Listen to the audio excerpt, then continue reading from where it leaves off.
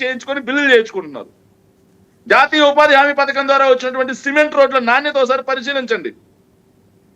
ఇంత దుర్మార్గంగా జరుగుతుంటే ఆయన ఎక్కడున్నారు సార్? ఇంకా ఆయన గురించి డిస్కషన్ ఎందుకు మనకి? మనం ఊరికి ఆయనకి జాకీలేసి లేపినట్టుంటారు. ఆయన ఏదో హ్యాపీగా రెస్ట్ తీసుకుంటా, ఏదైతే పొద్దునే ఫ్లైట్ లో వచ్చి సాయంత్రానికి ఫ్లైట్ లో వెళ్తూ సినిమాలు చేసుకుంటూ హ్యాపీగా ఉన్నాడు సార్. ఆయన ఎందుకు పాపం అనవసరంగా రాజకీయాల్లో పొద్దున్నే వచ్చి సాయంత్రం వెళ్ళడం ఫ్లైట్ లో ఎక్కడి నుంచి ఎక్కడికి? హైదరాబాద్ నుంచి స్పెషల్ ఫ్లైట్ లో వస్తున్నారు, స్పెషల్ ఫ్లైట్ లో పోతున్నారు. కాదని చెప్పమనండి, కాదని చెప్పండి. ఒక మంత్రివర్యులకి రాష్ట్ర ప్రభుత్వం స్పెషల్ ఫ్లైట్లు, స్పెషల్ హెలికాప్టర్లు ఏంటి సార్?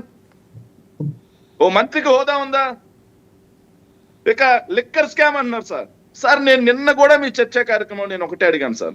సార్ వీళ్ళు ఏ విషయంలో లిక్కర్ స్కామ్ అంటున్నారు నేను అడుగుతున్నాను సార్. స్కామ్ ఎందుకు చేస్తారు? మామూలుగా మీ ఎవరైనా సరే కిక్ బ్యాక్స్ ఎందుకు ఇస్తారు? వాళ్ళ సేల్స్ పెంచితే, వాళ్ళకి ఆదాయం పెంచితే కిక్ బ్యాక్స్ ఇస్తారు సార్.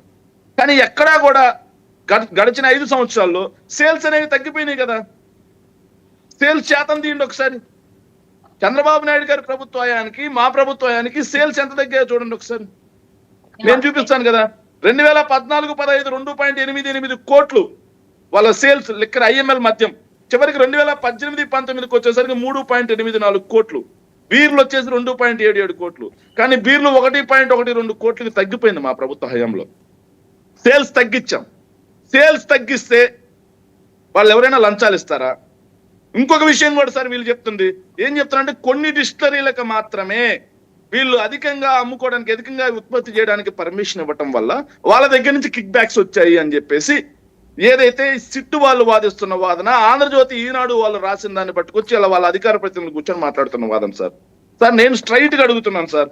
ఎస్, మొత్తంగా వైఎస్ఆర్ కాంగ్రెస్ పార్టీ అధికారంలో ఉన్నప్పుడు 5 సంవత్సరాల్లో 16 డిస్టిలరీలకి 74% ఆర్డర్ ఇచ్చాం సార్. అంటే ఒక్కొక్క డిస్టిలరీకి ఎంత ఇచ్చినట్టు సార్? 5% ఇచ్చాం సార్ అన్నిటికీ, ఒక్కొక్క డిస్టిలరీకి. అదేవిధంగా మిగిలిన 4 డిస్టిలరీలకి 26% ఇచ్చాం సార్. అంటే 6% సార్. 5-6% లో అన్ని డిస్టిలరీలకి మేము ఇచ్చాం సార్. మరి ఇది స్కామ్ అయితే చంద్రబాబు నాయుడు గారు ఒక్కో డిస్టిలరీకి 10% ఇచ్చారు సార్, ఆయనకు సంబంధించిన డిస్టిలరీలకి. ఈ మధ్య అధికారంలోకి వచ్చిన తర్వాత ఒకే కంపెనీకి 31% ఇచ్చారు సార్. ఇది స్కామ్ కాదా? ఇలా కాదా వచ్చేది? ఇలా కాదు సార్ వచ్చేది. సో అన్ని కంపెనీలకి సమానంగా మేము ఇచ్చాం. మరి కిక్ బ్యాక్స్ ఎక్కడి నుంచి వస్తాయి?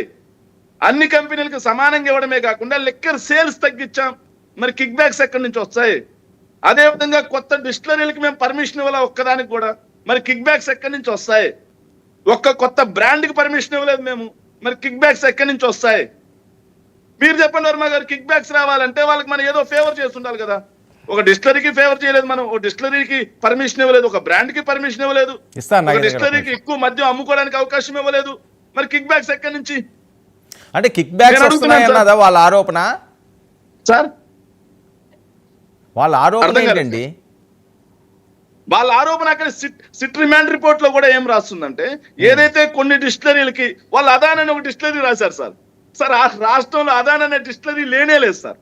రాష్ట్రంలో మొత్తంగా 20 డిస్టిలరీలు ఉంటే వాటిల్లో 14 డిస్టిలరీలకి చంద్రబాబు నాయుడు గారే పర్మిషన్ ఇచ్చారు. మిగతా 6కి కాంగ్రెస్ పార్టీ అధికారంలో ఉన్నప్పుడు పర్మిషన్ ఇచ్చింది. వైఎస్ఆర్ కాంగ్రెస్ పార్టీ ఒక్క డిస్టిలరీకి పర్మిషన్ ఇవ్వలేదు. ఇవ్వకపోగా ఇంకో మాట చెప్తున్నాను సార్.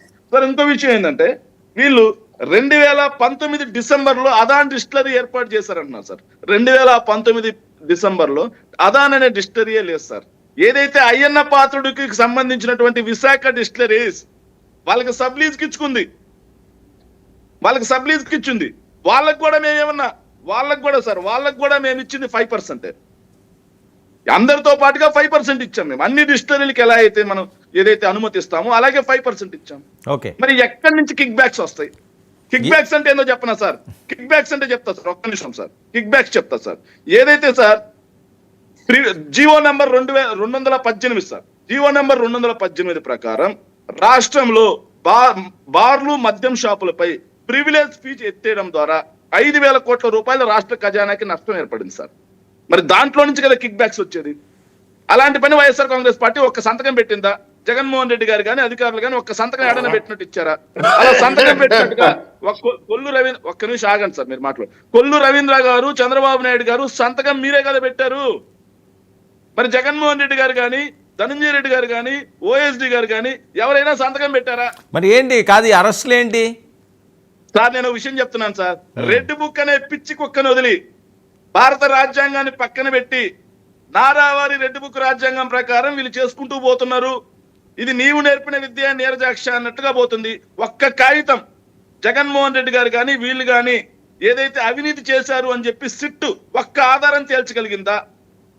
నలుగురిని తీసుకెళ్లడం, ఎవరో కింద స్థాయి సత్యప్రసాద్ అనే ఒక అధికారిని తీసుకెళ్లడం, 4 బాధడం, బెదిరించడం, లేకపోతే ప్రలోభాలకు గురి చేయడం, కన్ఫెషన్ స్టేట్మెంట్ రాయించడం సరిపోతుంది. ఆ స్టేట్మెంట్ పట్టుకొని ఇంకోరిని అరెస్ట్ చేయడం, ఆ స్టేట్మెంట్ పట్టుకొని ఇంకోరిని అరెస్ట్ చేయడం. సార్ నేను ఇంకో మాట చెబుతున్నాను సార్, వీళ్ళు ఏం చెప్తున్నారంటే వీళ్ళు ఏదైతే అధికార ప్రతినిధులుగా వచ్చి ఎంత తప్పుదో అంట సార్ మనస్సాక్షి అనేది ఒకటి ఉండాలి sir.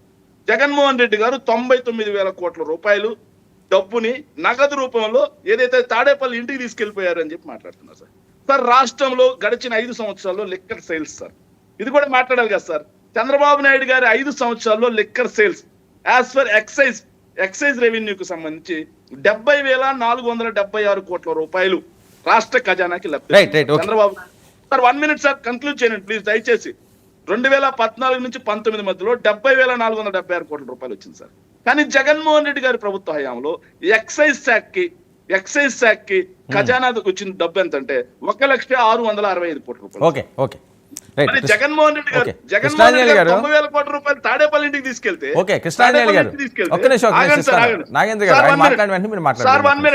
Sir 1 minute Jaganmohan Reddy గారు ఏదైతే 90,000 కోట్ల రూపాయలు తాడేపల్లి ఇంటికి తీసుకెళ్తే మరి ఖజానాలో జమ అయిన డబ్బు ఎక్కడి నుంచి?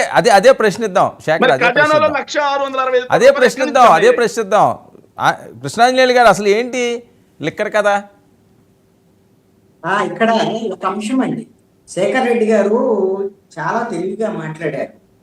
ఇక్కడ లిక్కర్ స్కామ్ కి సంబంధించినటువంటి విషయంలో ఆయన ఏం చెప్తారంటే 16 డిస్టిలరీస్ ఉన్నాయి, మేము ఒక్కటి కూడా పెట్టలేదు, అంతా చంద్రబాబు నాయుడు పెట్టారు. 20